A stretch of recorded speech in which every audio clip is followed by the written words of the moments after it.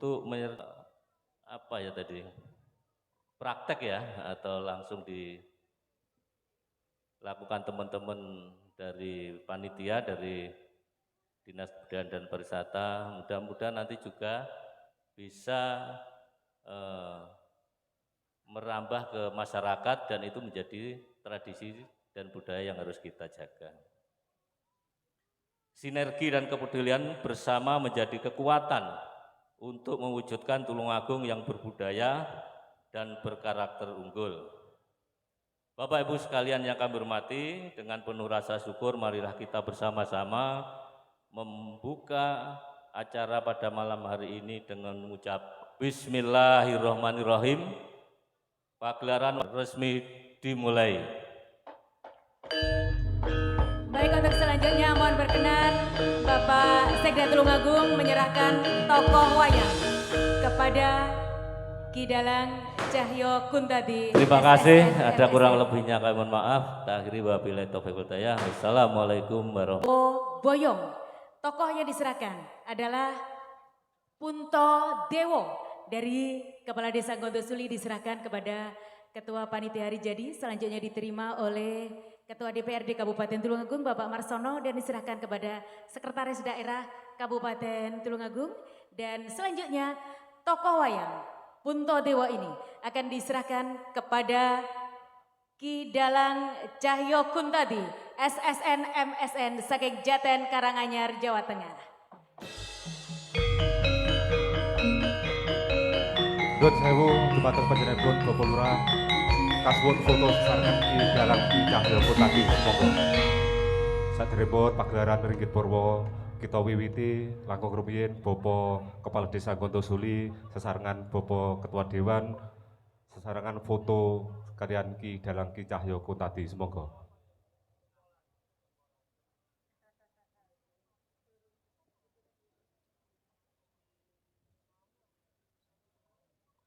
Nggih, matur suwun, salajengipun semoga pagelaran Ringgit Purwo sedalu atas kita hamiwiti sesarengan semoga nuwun. DJ Bapak Ibu tamu undangan ingkang kula hormati, mekaten kala wau atur seremonial pagelaran wayang kulit sedalu atas. Ngerawaken Ki Dalang Cahyo Kuntadi, SSN MSN saking Jaten Karanganyar, Jawa Tengah. Beliau adalah dosen ISI Surakarta, juga praktisi seni. Selamat malam, selamat menyaksikan. Untuk kru dari Madangkara kami sampaikan selamat malam, selamat menghibur warga Gondosuli, Tulungagung. Sugeng dalu, sugeng hamisani.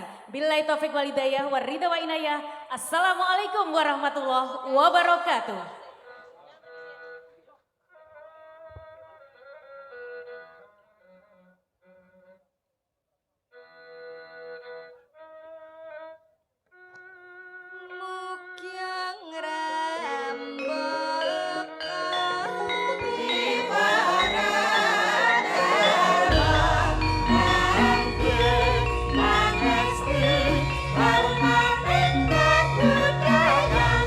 Rahayu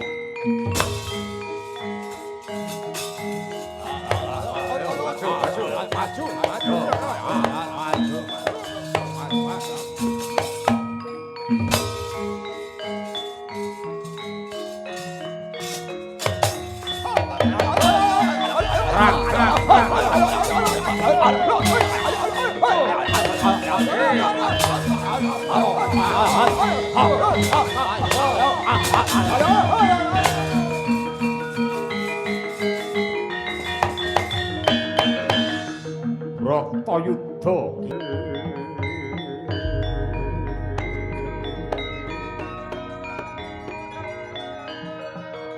Sri Astina Maka Prabu Duryudana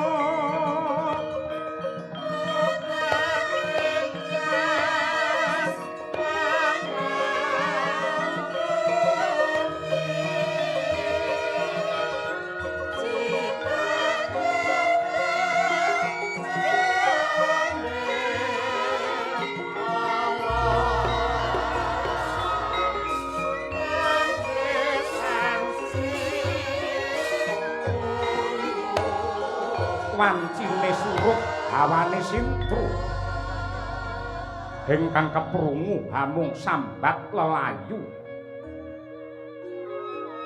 para prajurit ingkang nandhang sakit ngrintih perih dadi korbaning Bratayuda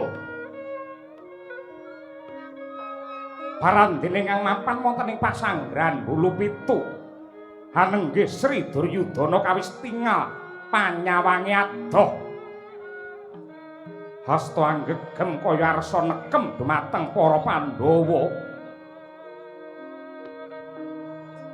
mangkono tanggap ing sasmita warangkana tuwa pangkat patih saking plasa Jenar nenggih Rekyana Patih Harya Sengkuni sigra mangarsa humatur ngudi cara mrih lejar ingkang lagya nandhang Sungkawa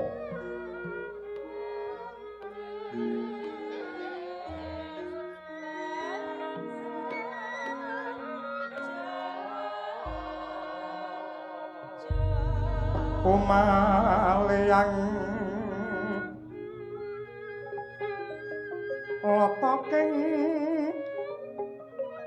katyuping angin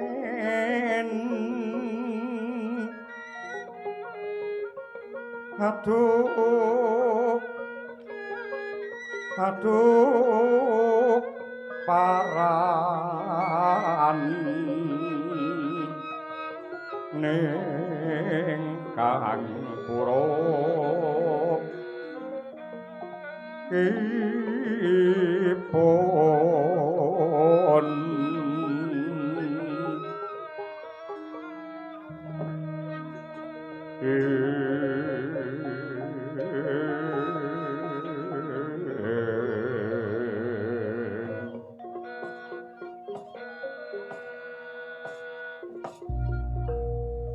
Kawula nuwun sewu anggir anak Prabu Duryudana. Monggo kula aturi paring dawuh supados ingkang paman saged amatrapaken diri nggih. Paman Patih Harya Sengkuni inggih kados pundi?